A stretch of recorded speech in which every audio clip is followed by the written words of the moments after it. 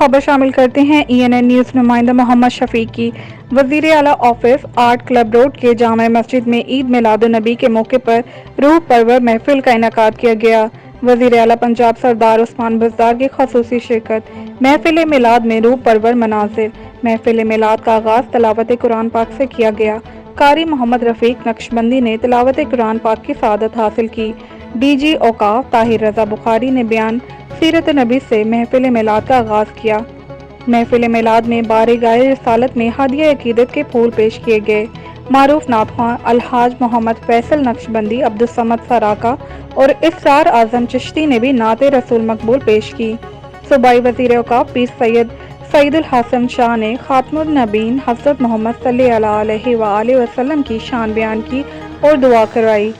Report कर रहे हैं राना मोहम्मद शफीक, ENN न्यूज़, तहसील ज़फ़रवाल।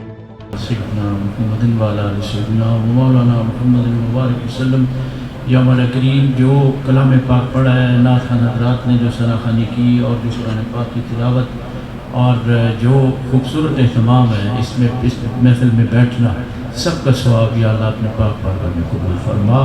या मौला करीम, अपने ज़िक्र फ़िक्र की तौफ़ीक़ अता फरमा। या अल्लाह, इस मुल्क की सलामती फरमा।